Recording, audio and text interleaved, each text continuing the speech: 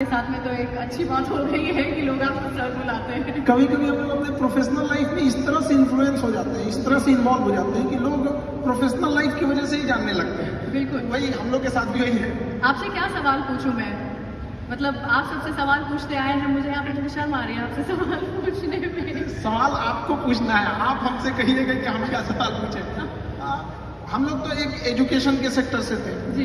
और जब हम लोग इसकी शुरुआत किए थे एजुकेशन में, तो हमें नहीं लगा था कि इतना एजुकेशन को हम लोग वर्ल्ड लेवल तक ले जा सकते थे। कहीं ना कहीं हमें भी इस चीज का दुख लगता था कि हमारी जो भारत का कल्चर था, हमारी जो संस्कृति थी, हमें विश्व गुरु कहा जाता था। दुनिया से लोग हमारे यहाँ पढ़ने आया करते थे। आज भारत से लोग जा रहे हैं। एक हमारा सपना है, पता नहीं कब ये पूरा होगा, कि बाहर से भी लोग यहाँ पढ़ने आएंगे और हम इस जन्म में इस सपने को पूरा होते देखकर ही जाएंगे। क्या बात है।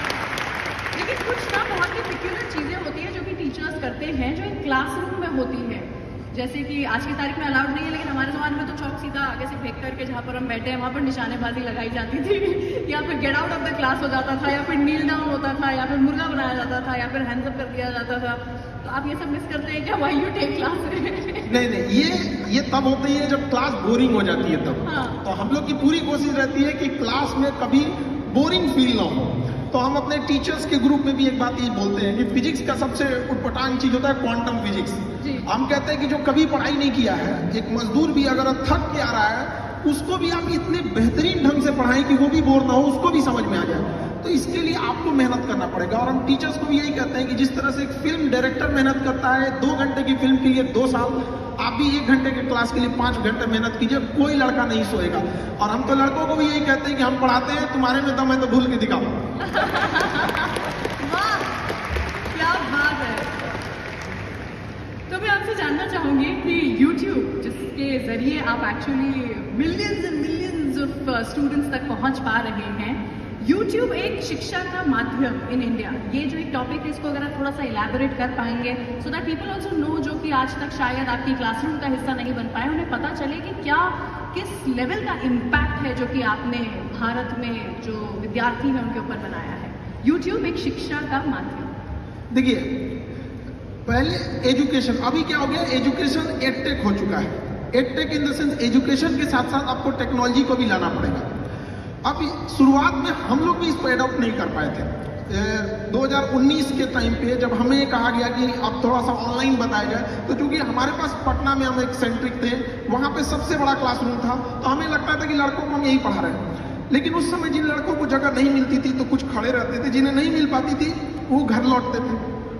बाद में जब कोरोना आया तो मजबूरी में हमको आना पड़ा यहाँ पर, और कोई रास्ता ही नहीं बचा वहाँ पर। तो हम तो जैसे पहले पढ़ाते थे वैसे अभी भी पढ़ाते हैं, लेकिन पहले क्या था, एक क्लासरूम तक लिमिटेड थे, और अभी क्या है, यूट्यूब के माध्यम से हर जगह कोई भी देख सकता है। तो इससे कई फायदे भी हुए और कई नुकसान, मतलब फायदे ज्यादा हैं।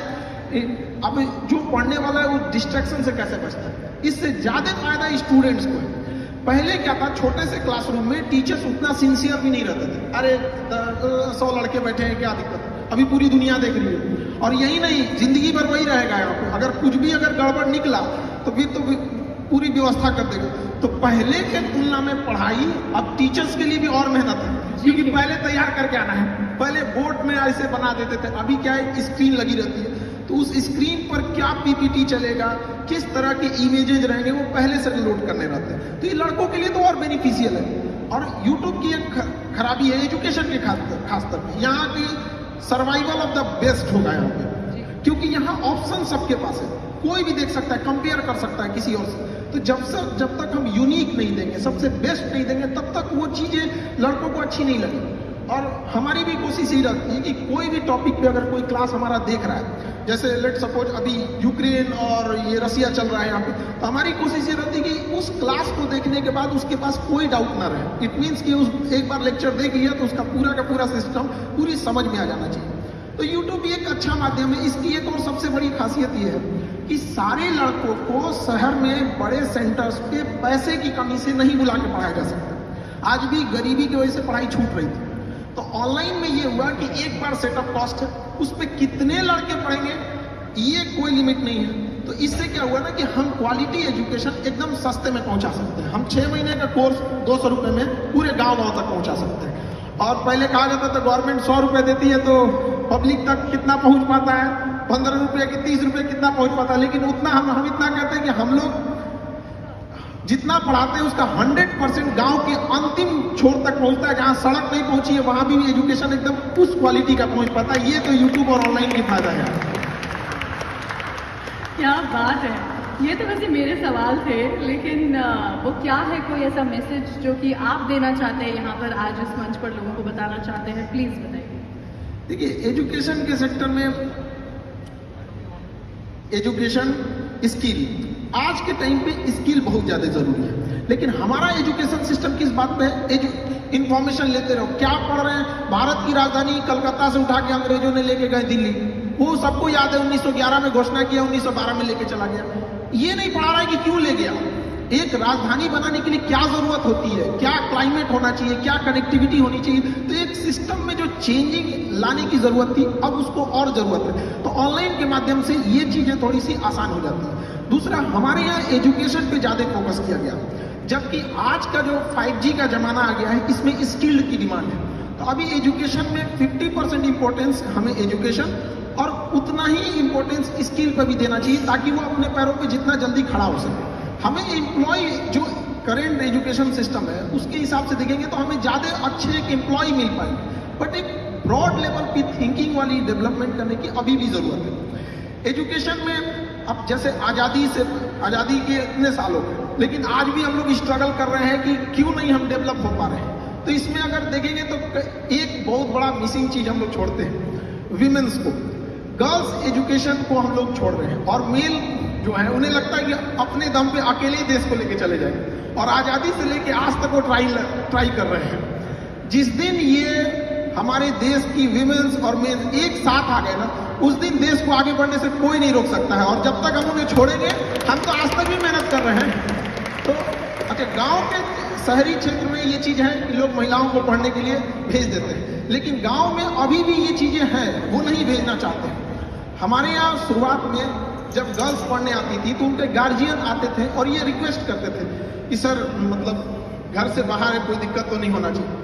आज लड़कियों की संख्या क्लास में हम लोग देखते हैं इतनी ट्रेमेंडसली ग्रो की है कि गार्जियन लोगों को भी, कई बार हम लोग के पास गार्जियन आते हैं, उन लोग हमसे कहते हैं कि सर यहाँ पे लड़कियां पढ़ रही हैं, कोई दिक्कत तो नहीं होने वाला है। हम लोग उनके लिए पूरी प्रॉपर व्यवस्था रखते हैं और कहते भी हैं लड़कियों से कि जो माँ बाप अगर आपको पढ़ने भेजे हैं तो समाज से लड़ के भेजे हैं, आपकी जिम्मेदारी ज्यादा बनती है। और अगर आप खाली हाथ गांव लौटिएगा तो आप उन 100 लड़कियों का रास्ता रोक दीजिएगा जिनके माँ बाप पढ़ने के लिए भेजना चाहते थे। इसलिए ज्यादा जिम्मेदारी से पढ़िएगा।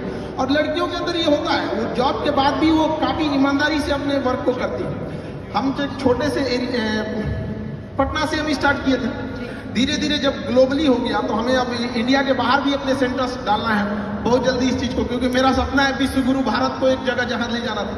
तो कारपोरेट ऑफिस जब हम लोग ने दिल्ली में डाला तो वहां 200-250 एम्प्लॉय जो आए, तो वहां हमको एक चीज फील करने को रहा था कि जहां 10 लड़के बैठ जा रहे थे वहां कुछ अपनी गपशप भी करने लग रहे थे, कभी डिसिप्लिन की इशू आ रही थी, कभी कोई कैसे आ जा रहा था। तो हम लोग सोचे कि इसको परेशान हो गए थे समझाते समझाते। आप बिलीव नहीं कीजिए, बिना मेहनत वो सॉल्व हो गया एक दिन के अंदर। हम लोग ने 15 के बीच में ना एक गर्ल्स को रख दिया। अब उसके बाद से कोई मेहनत नहीं करना, पूरी डिसिप्लिन है हर 10-15 के बीच में। तो ये तो पावर होता है उनके अंदर, तो उनको अपनी पावर पहचानने की जरूरत होती है। कई बार ना वो इतनी फ्रस्ट्रेट कर दिया जाता है उनको ना कि वो जिस लड़ाई को लड़ना चाहते हैं वो उससे भटक जाते हैं, क्योंकि उनको ना उनका अपनी शक्ति, उनके अंदर पावर है। जिस तरह से जामवंत की जरूरत थी हनुमान जी को उनकी शक्ति बताने के लिए, उस तरह से महिलाओं को भी अपनी शक्ति पहचानने की जरूरत है। और जिस दिन क्लास में, हम तो यही कहते हैं, जिस दिन किसी शिक्षण संस्थान में एजुकेशन वाले जितने लड़के हैं उतनी लड़कियां हो जाएंगी, तो फिर ज्यादा दिक्कत नहीं आने वाले कुछ समय में देश अपने से बदला हुआ नजर आने लगेगा। क्योंकि शिक्षा ही एक ऐसा जगह है, एक ऐसा हथियार है जिससे हम हर तरह की कुरीतियों से लड़ सकते हैं। और अगर बहुत सारे ऐसे एग्जाम्पल हमारे समाज में देखने को मिलेंगे जिनके पिताजी पढ़े थे लेकिन बेटा कुछ नहीं कर सका, लेकिन ऐसा एग्जाम्पल आपको ना मिलेगा कि जिसकी माँ पढ़ी हो और बेटा अनपढ़ रह गया हो। ये एक जिम्मेदारी होती है माँ की। हमको अभी भी याद है जब हम लोग पढ़ाई करते थे, मेरा कुछ अभी स्टूडेंट लाइफ में थे, तो मेरी मम्मी के पेट में पथरी था तो वो डॉक्टर कह रहा था कि इसका इलाज करा लीजिए, बहुत रिस्की हो सकता है। लेकिन मेरी मम्मी कहे कि नहीं, एक पैसा दे देंगे ना तो मेरा बेटवा पढ़ेगा कैसे। उस पत्थर लेके मेरी मम्मी ने मेरा फीस भरा। और हमको आज भी याद है कि हमको ना जब एग्जाम में हम लिख रहे थे तो मेरा ना वो हाथ कांप रहा था कि हमको किसी भी तरह से सक्सेस होना है, वरना हम अपनी माँ के लिए जिम्मेदार हम ही होंगे। तो मेरी मम्मी पढ़ी नहीं, लेकिन हम इतना तो कहते हैं कि अगर माँ पढ़ी नहीं हमको यहाँ पहुँचा दी, अगर पढ़ी रहती तो कहाँ पहुँचा देती। ये एक पावर होता है विमेंस का।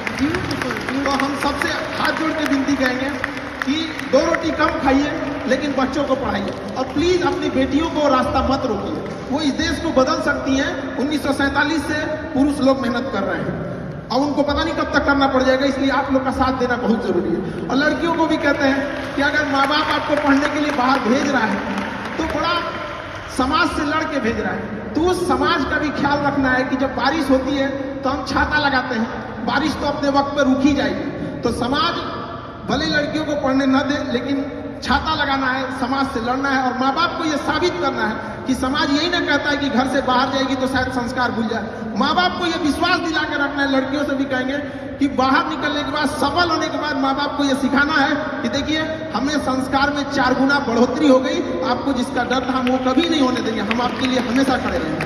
तो एजुकेशन, हमें बहुत खुशी होती है जब लड़कियां पढ़ने आती है। एक बार हमारे संस्था की बात थी कि रात का एक बैच था 8 से 9 का, और अचानक बारिश आ गई और इतनी जोर से बारिश आई थी कि छुट्टी देना पॉसिबल नहीं था।